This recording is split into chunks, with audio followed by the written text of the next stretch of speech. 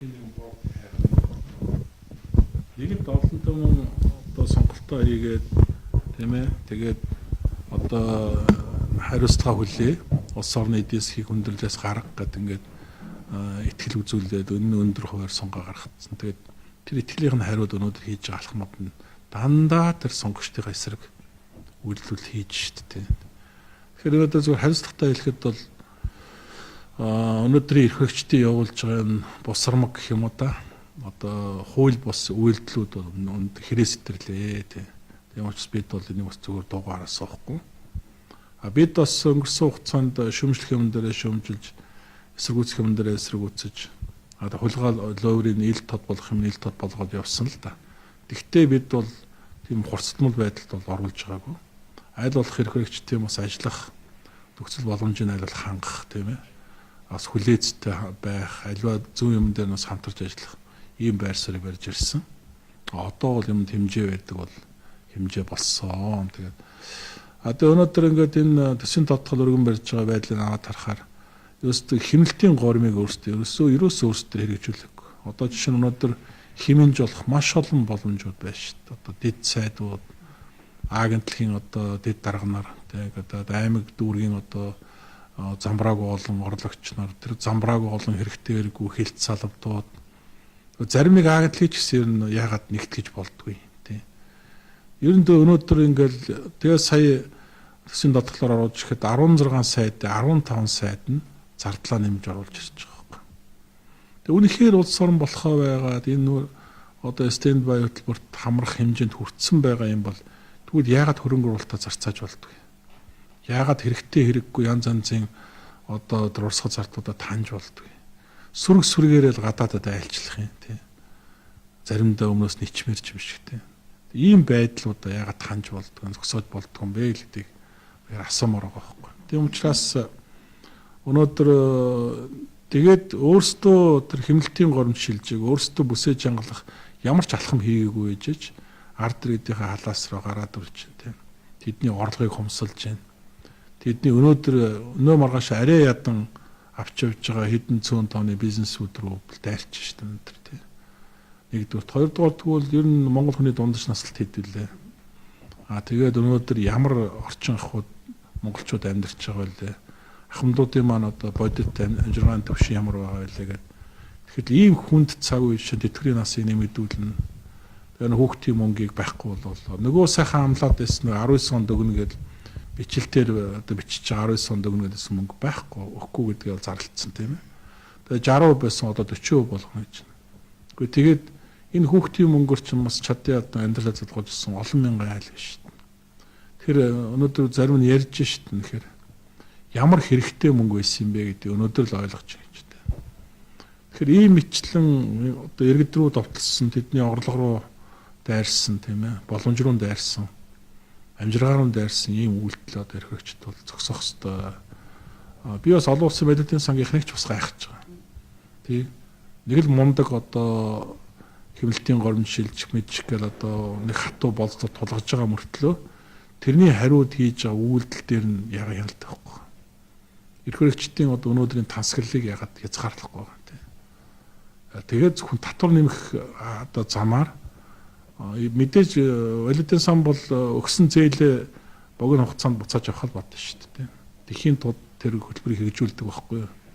Гэтэл татвар нэмэх замаар одоо валютын сангийн өгч байгаа зээлийг богино хугацаанд төлөх бол одоо нөхцөлийг бүрдүүлнэ гэж бодож байгаа эндүрлээ. Олон улсын валютын сан иргэдрүү чиглэсэн татвар нэм гэдэг тийм дулаан шаардлага тавьдаг юм уу ер нь? Яг нь ерөнхийдөө одоо өөр ашиггүй зардлуудаа таан багасгах тийм ээ. Тэгээд нийгмийн халамжийн одоо хэрэггүй маш олон бас юм байдаг. Тэрмэрийгээ таанч гэдэг юм уу.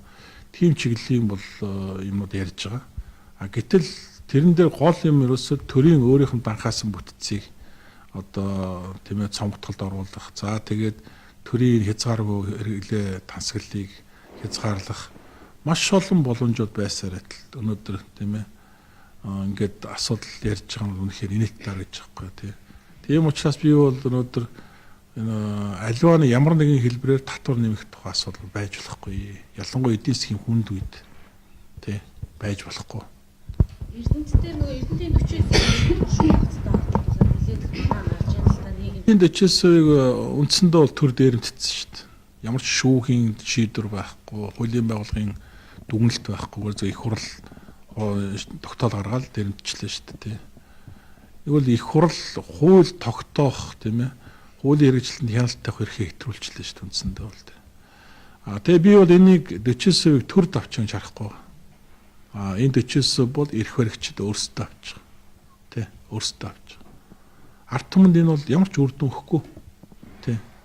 Нөгөө 51% дээр хийжсэн шахаан багтаад олж ирсэн тэндээс олж ирсэн мөнгө нь багтаад байгаа байхгүй. Тэгээ 40%-ийг нэмж аваад тэгээ бүтэн 100% болгож байгаа сайхан шахаагаа хийгээд тэндээс нөгөө олдог мөнгөө нэмэгдүүлэхээр зорилго тавьж байгаа. Тэ би бол тэгэж харж байгаа. Тодорхой насыг хойшлуулах талаар ярих цаг болсон байсан.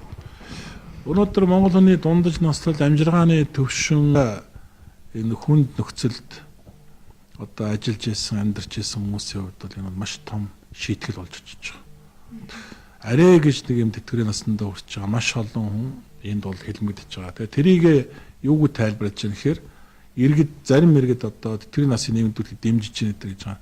Тэр нь бол маш цөөнх байдаг л да. Шинэ урлаг соёлынхан ч үгүй юм уу, төрийн албаныхан бол тэтгэврийн насаа бол нэмэхийг бол дуртай байдаг л да. Яг бол тэдний хувьд бол нөгөө биеийн хүнд хүчээр ажил хийдгүү, ажиллах боломжтой байдаг учраас тийм.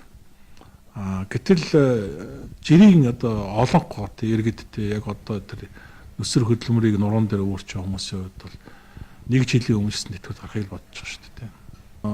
Төр өнөөдөр бизнесийн салбар руугаа дайрч байгаа нь бол үнэхээр энэ бол увайгүй л үйлдэлтэй. Яаж ч бодсон энийг яаж зөвтгөх арга байхгүй. Тий. Тэгэхээр өнөөдөр зөвөр одоо юу гэдгийг хэрвээ одоо хууль эрх зүйт төртөө улс оронд бол энэ бол байж болшгүй асуудал шүү дээ. Ер нь татвар төлөгчдөө дээдэлдэг, тэднийг дэмждэг тэр төрлийн бодлого явуулж байгаа улс орны хөгжлөн зөв байдаг байхгүй. Татвар төлөгчд рүүгээ байнга довтолж яадаг, тэрийг дандаа дарамтлж яадаг, татвараа 30%-аар дандаа нэмж яадаг. Тийм улс орн бол дарангуйлалтай л байдаг. Дарангуйллын засаглалтаа улс орнууд л хийдэг ажил шүү дээ. Ер нь бол шинэ хөрөнгө оруулалт 17-18 онд хийхгүй гэсэн мөртлөө энэ төсвийн тодтгол дээр шинэ хөрөнгө оруулалт байна гэж зарим гишүүдээ гэдэг юм. маш олон хөрөнгө оруулалтын зардлуудыг нэмсэн байгаа. Тендерийн ард юу байдгийг нөгөө луур булхаа тэгээ авилга хээл ахуул байдаг ш. Тэгэхээр эдгээр бол тэр нөхцлөө бүрдүүлэх гэж л бол харч. Би бол шууд тэгж л харч. Төвшөрт нэр холбогдсон хүмүүсийг яралтай шалгаач, аль эсвэл нэрийн зарлал гээд ард түмний онц төр зөвлөлөө шаардаад байгаа. Та хоёр энэ дээр ямар бодолтой вэ? Парламентод нэр бүхий гишүүд бас холбогдсон. Эдгээрийг шалгах шаардлагатай гэдэг асуудлыг бас тавьдаг ш. Энэ офшор эсрэг тухай хуулийг яралтай батлах хэрэгтэй. Ер нь ямар нэгэн тийм эрх зүйн зохицуултгүйгээр асуудлыг бол одоо шийддэг энэ зарчим бол байж болохгүй шүү дээ. Тэгэхээр хуулийн яралтай батлах хэрэгтэй. Тэгээд тэр хуулийн хүрээнд шалгах шаардлагатай асуудал шалгаад, шийдэх шаардлагатай асуудлаа шийдээд явах хэрэгтэй. Тэгэхгүй өнөөдөр одоо Эрдэнэтийн 40%-тай адилхантай их хурл ингээл хүч түрээл, аль олонх нь хүч түрээл одоо асуудлыг шүүхийн өмнөөс, хуулийн байгууллагын өмнөөс шийдээд яваад байх юм бол тэгвэл шүүх байх хэрэг юу вэ? Хуулийн байгууллага байх хэрэг юу вэ? Тийм биз дээ. Энэтэй холбоотойгоор баяр сэтгэгчийн одоо сонгуульд одоо гарсан энэ үлэмжшгүй гэж үзэж байгаа мó. Ер нь баяр сэтгэгчийн ганц хөөцөлт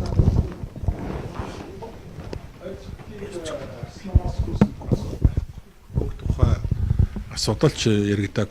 Тэгэхээр зөвхөн баяр сэтгэгчтэй холбоотой үндэсний бодлогын оронд нэр дэвшүүлж байгаа асуудал дээр үндсэн нэрмийн оронд гомдол ирсэн.